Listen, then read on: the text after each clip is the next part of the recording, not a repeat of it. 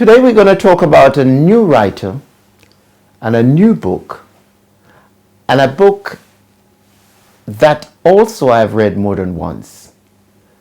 And whenever you have the time to read this book, it's a good part-time book to read when you really want to relax and you by the sea, by the ocean, especially we're coming out of lockdown now, you can take this book along with you. And it's a novel by Danielle Steele, The Wedding Dress. And I'll just read a few chapters from The Wedding Dress so to invite you to get that book, to solicit you to get that book, to seduce you to get that book.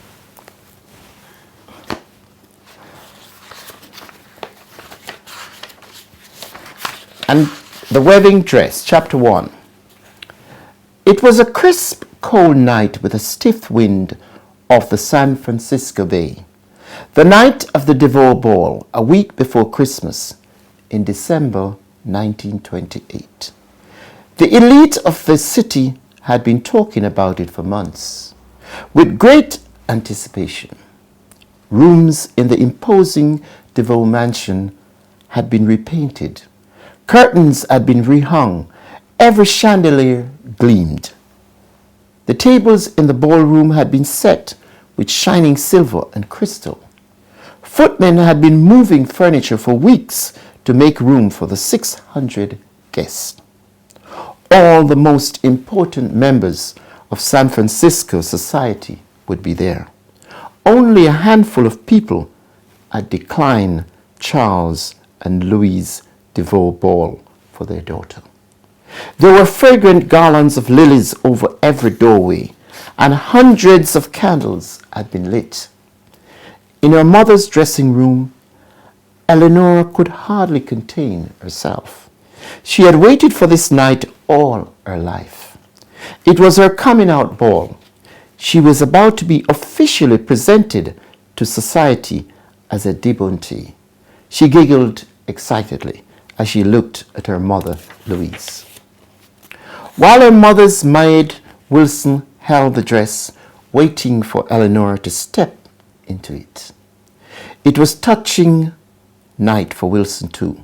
She had grown up as a simple girl on a farm in Ireland and had come to America to seek her fortune. A bit of adventure and, hopefully, had found a husband. She had relatives in Boston, went to work for Louis' family there, and had come to San Francisco with her when she remarried Charles DeVoe 26 years before.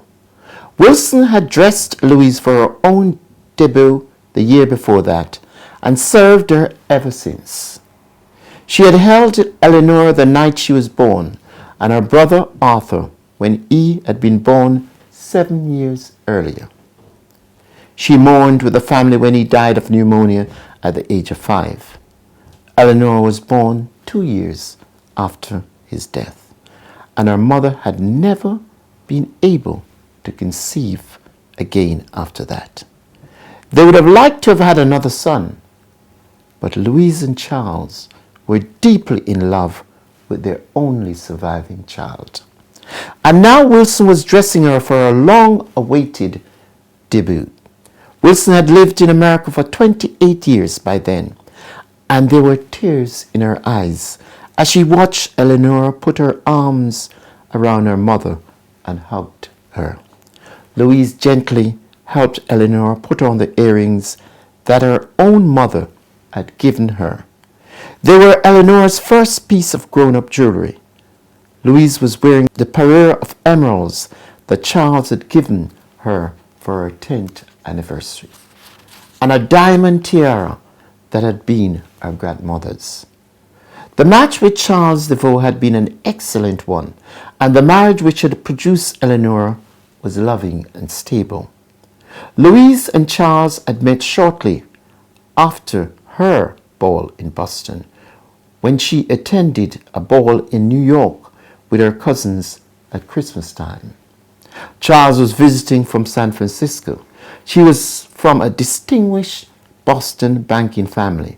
The marriage, which was subsequently arranged between Charles and her father had been an excellent one for both of them.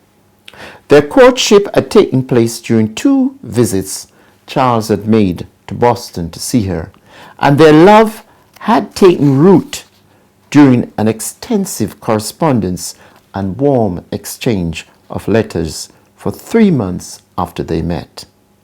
Their engagement was announced in March, and they married in June.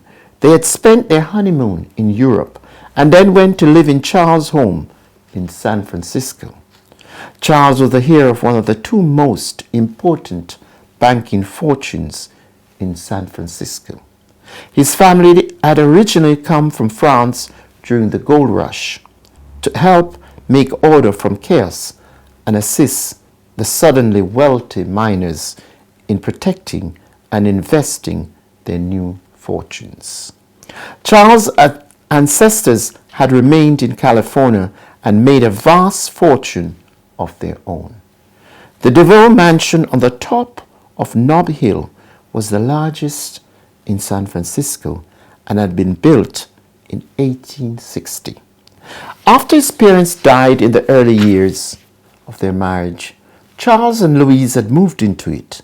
He ran the family bank and was one of the most respected men in San Francisco. Tall, thin, fair-haired, blue-eyed, elegant, aristocratic, and distinguished. He loved his wife and daughter and waited years for this night too. Eleanora was strikingly beautiful. She looked a great deal like her mother, with long ebony hair, porcelain white skin, sky blue eyes, and delicate features. Both women had lovely figures, and Eleanora was slightly taller than her mother. Her education had been carefully attended to, with governesses and tutors at home, just as her mother had been brought up in Boston. And as the other girls of their world were raised in San Francisco, several of her governesses were French, and she spoke it fluently. She was talented in the art of watercolors, played the piano beautiful, and had a passion for literature and art history. In a somewhat modern decision, her parents had sent her to Miss Benson's School for Young Ladies for the past 4 years to complete her education. She had graduated the previous June with a dozen young women of similar upbringing and age. She had made many friends there, which would ensure that her first season in society would be even more fun for her, attending a round of balls and parties given by her friends' parents. Most of the girls coming out would be married within a year or have formed a serious attachment. Charles hoped it would happen to Eleanora too quickly. I think, as you can hear, that book is a must-read. And it's The Wedding Dress, Daniel Steele, and you can get it from the publisher or any good bookshop. This is Destiny Global TV. Please subscribe and leave your comment below.